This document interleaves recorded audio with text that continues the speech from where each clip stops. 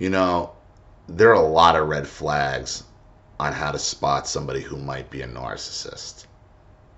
But there's one in particular that a lot of narcissists use as a crutch. And it's something we all see every day. And it's something I think a lot of us have grown up with, a certain dynamic. And that's the narcissist and their pets. Their physical, actual animals, their pets. You see, the narcissist uses a pet just like they use everybody and anything else in their life. It's a weapon. It's there to please them, which most pets are supposed to be. I mean, what's the point? But you'll find, and I found, my parents showing love to animals that they were incapable of showing to anybody else. But when you really dig into it deeper and really analyze the behavior, those animals weren't loved. So tell your doctor about all the medicines you take. Those animals weren't loved. Those animals were just being used for their convenience. And I'll give you some examples. Now, when I grew up, I grew up with cats. And I like cats. I guess I'm a cat person. Never was a big dog person. Don't really care for them. Even though I ran a canine unit for Macy's, I was never a big dog guy.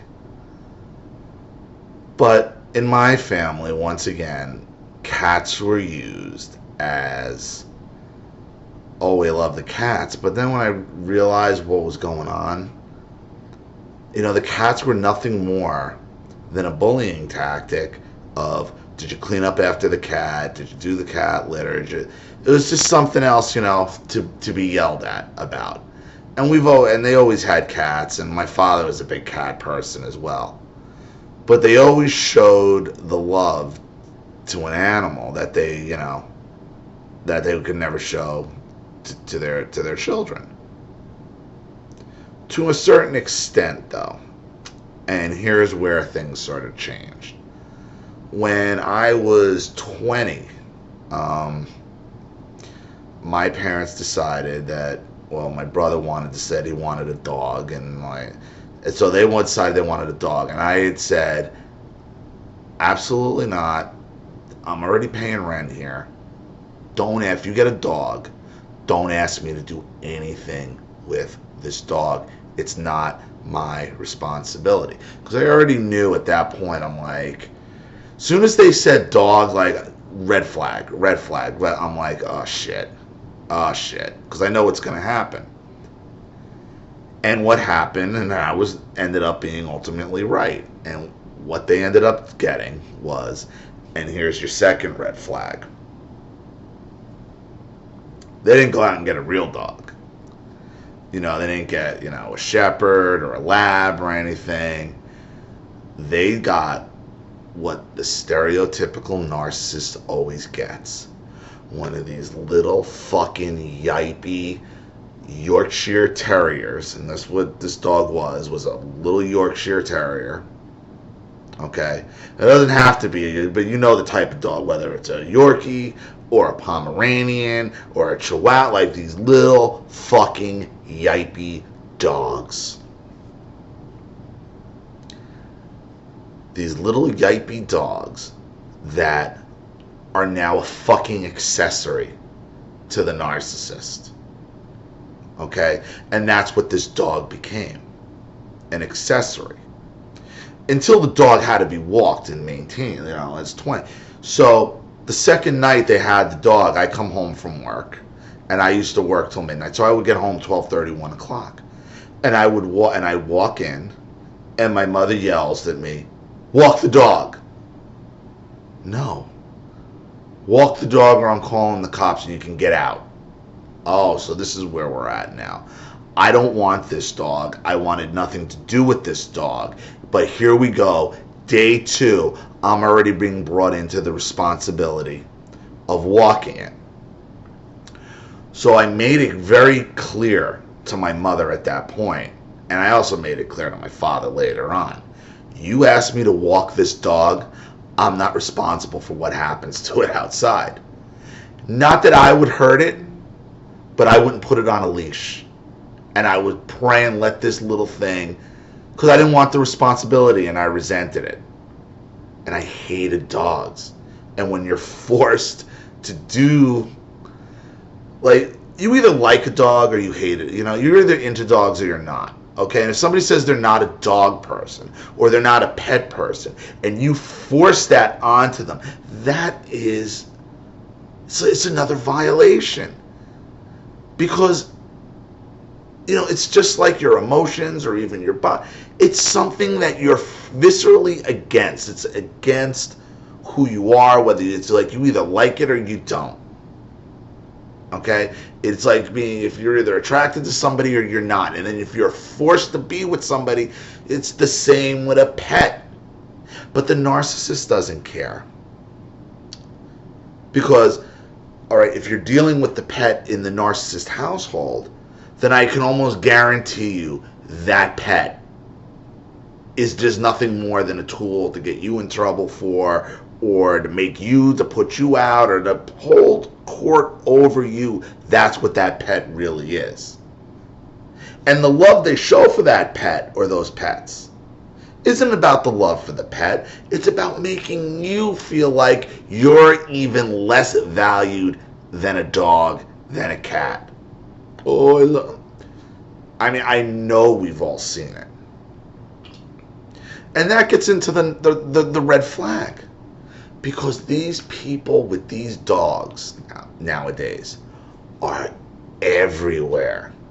They're pushing them in strollers. They're dressing them up. They're saying, oh, now here's the scam. They're service dogs. What service does this dog provide? Oh, well, it's emotional support. You know what? If I could look up my own mother's ass and deal with the dick touching and everything else without having a fucking Pomeranian sitting next to me in an IKEA restaurant annoying everybody, then you can fucking do it, okay? You 50-year-old narcissistic bitch, okay? Or whatever. Nobody likes your fucking dog.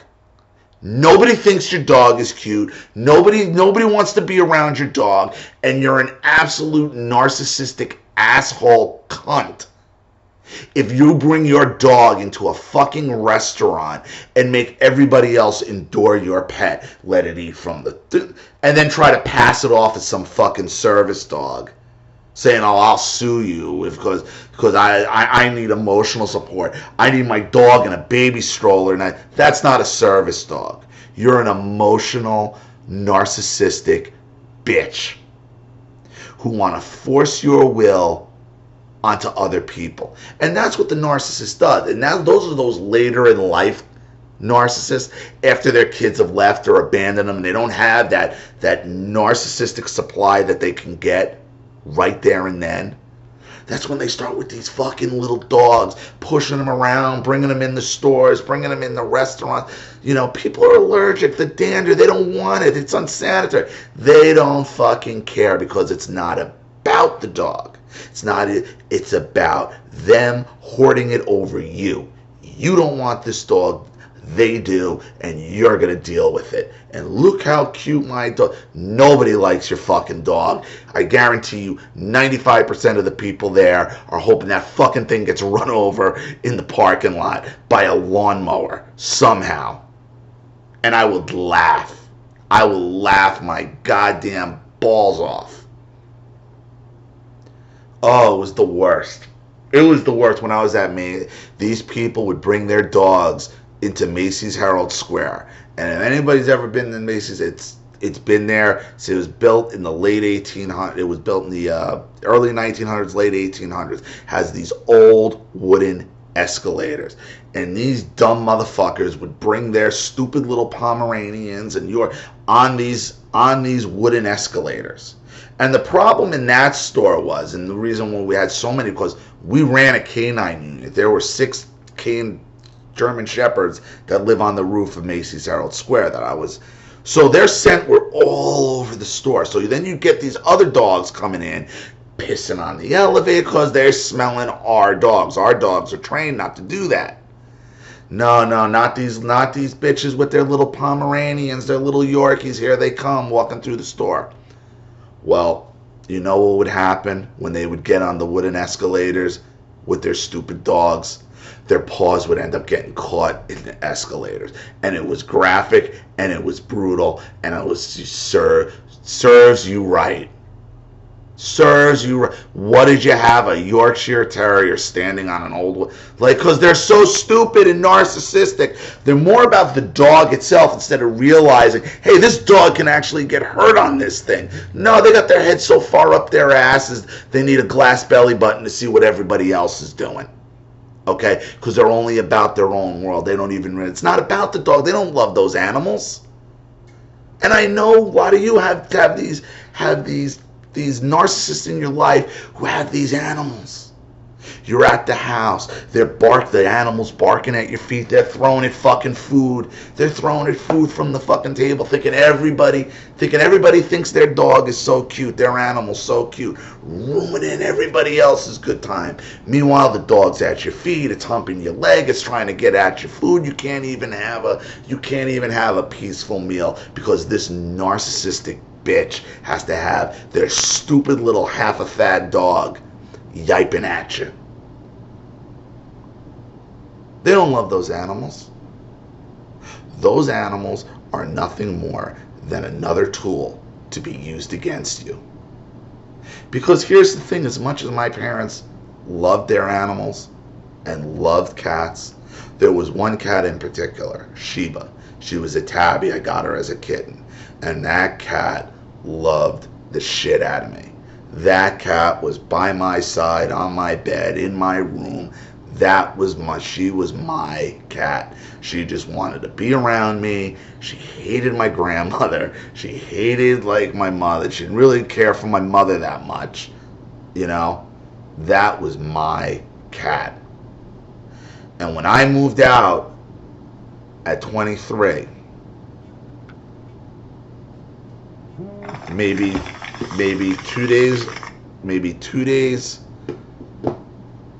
2 weeks later, after I moved out, I come back to that. I'm like, where's Sheba?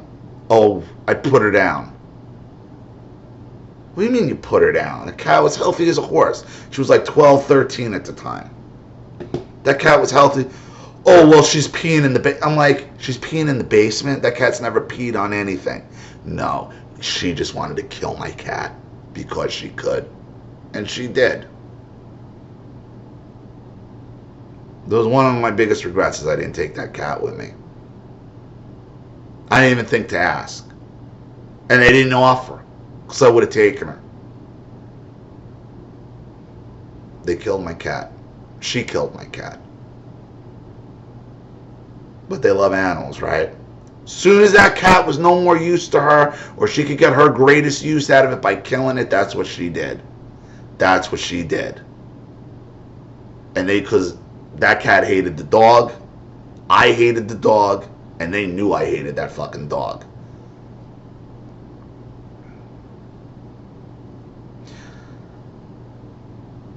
It's a narcissist red flag.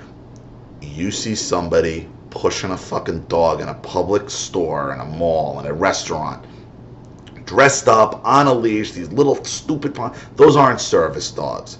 That person's telling you, I am a narcissistic asshole, and I only care about myself. And the hell with you, and how your feelings about dogs, and whether you want to eat with an animal, or whatever it is. I know there might be some hurt feelings on this one, with the dog thing. But sometimes it's got to be tough love. I'm telling you, if you're one of these people that walks around with your dog, people do not want to look at you. People do not think your dog is so cute. They don't. Most people don't want to deal with dogs in public. You know, we had people have full meltdowns.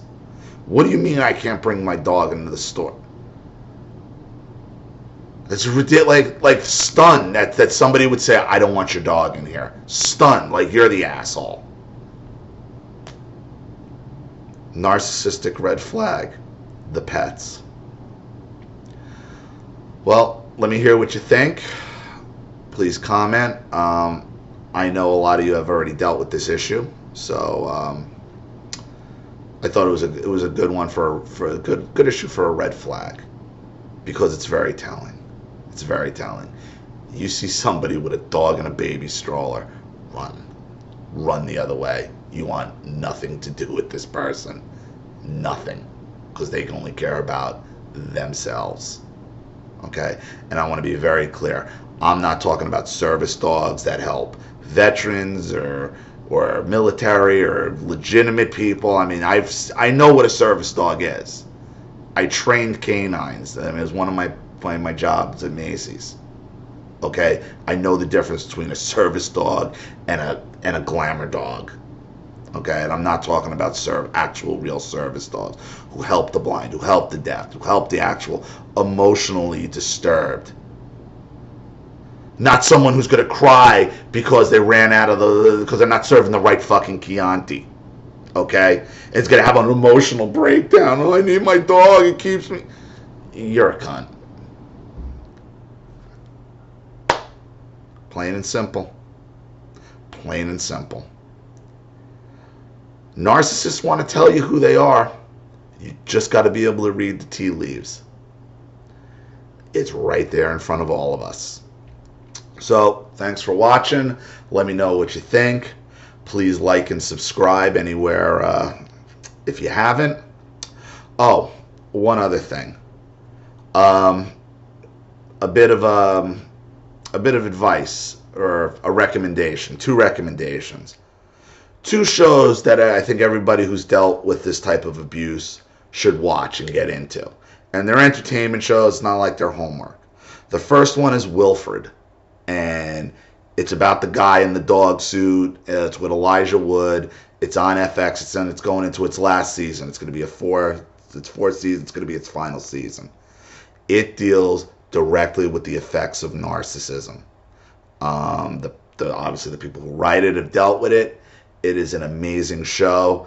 It's on, the first 3 seasons is on Netflix now in the US. There's an Australian version. It's a little different, but it's the same guy in the dog suit. It's really good. I highly recommend it. The second show is also an FX show. It's on FXX in the United States, and it's called Legit, Legit. And it's starring actually an Australian comedian named Jim Jeffries, who's really, really funny. I was already a fan of his stand-up, but that guy deals with because it's based on his comedy act, which is really based a lot on his real life. Because if you understand his comedy act, and if you've seen the show, you understand this guy grew up directly with narcissism and personality disorders around him. And that show's in its 2nd season. It's also on Netflix. I highly recommend that one as well. They're great entertainment shows, a lot of insight, and it just goes to show you there are people with narcissism all over the place. So check them out. Let me know what you think. Please like and subscribe. Share anywhere you want. And thanks for watching. Olliemathews, and I'll see you all again real soon. Thanks.